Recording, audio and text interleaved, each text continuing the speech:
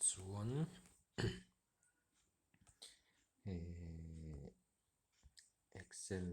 Excel sheet mga report siam dan kan enanga computer training file manager katalu takema chuan eligible couple format pk kan ting sanga tikhan Excel sheet arin open top tani chuan kan landscape china teng hin tani so puilon main center sheet oma no sub center sheet om le tani sub center sheet a hian reporting mon thi ta hian in double click nga chuan may lai chuan may 2022 intia tikhan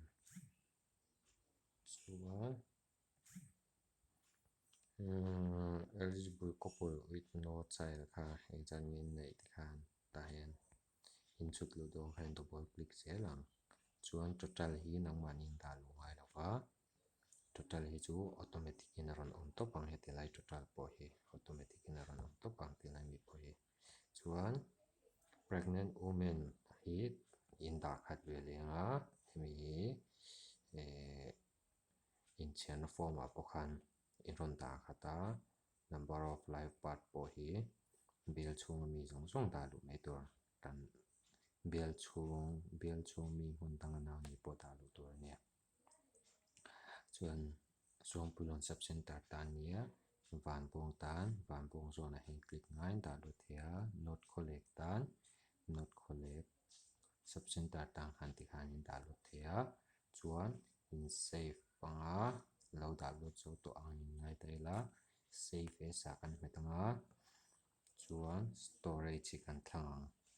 chuan storage a hianin lo new folder kan hawng tuna mi hi eligible couple format ai ta alai kan metanga file manager kan lut le ang chuan file manager a main storage a kan lut anga chuan he tilai sir kilai yan kan metanga new folder eligible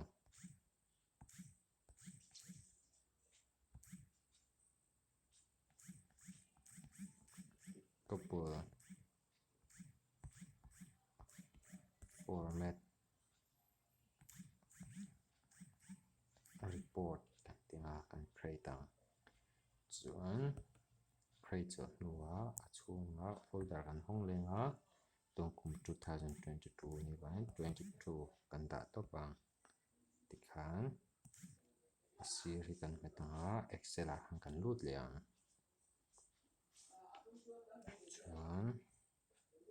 storage khania eligible couple format khapini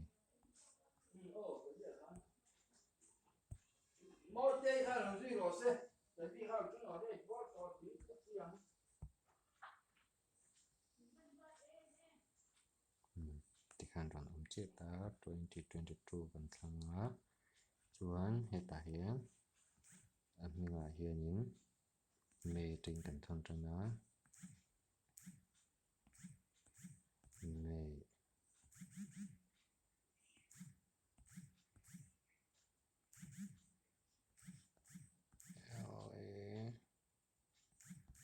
eligible format space may 2022 kan tiang chuan may kan ti to a zone report kan pek don chuan serial number 2 full stop eligible format June 2022 kan ti le ngai ti khan kan save anga chuan file manager khan kan lut enga eligible couple format khan 2022 why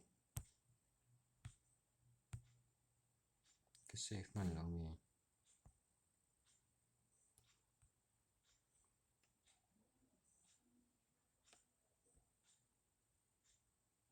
document alo te long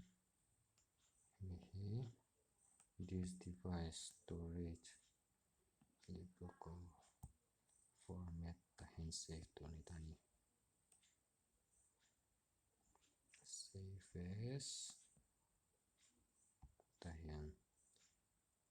may tikhan file manager eligible couple format hemi lom tani china mi yang che khani ta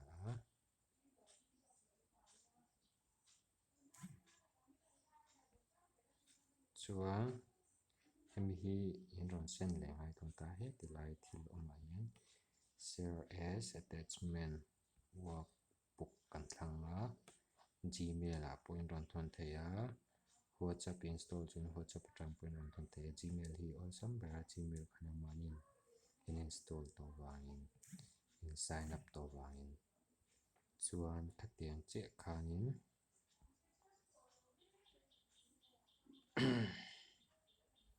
thatiang che khan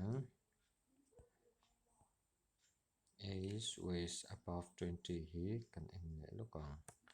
hemi hi main center seat pakhat nei main center ani ta sub center ho hianin ron ta kha vek chuan hei chung berai chuang pullonin ta hen ti hian ron ta phei zelanga chuan ti lai thleng ba khi da ngai lowa dang kha chu automatic in ron bel top to don ta ni chuan van bo ngin lam her nen ti hian an da kop phei zelanga zero om to ni chu da kha ngai lo grand total te hi da kha ngai lowa en nangma ni khua in chiar tur chin chong chau ka ti hian in da kha tang chuan a ron automatic in an ron bel top anga chuan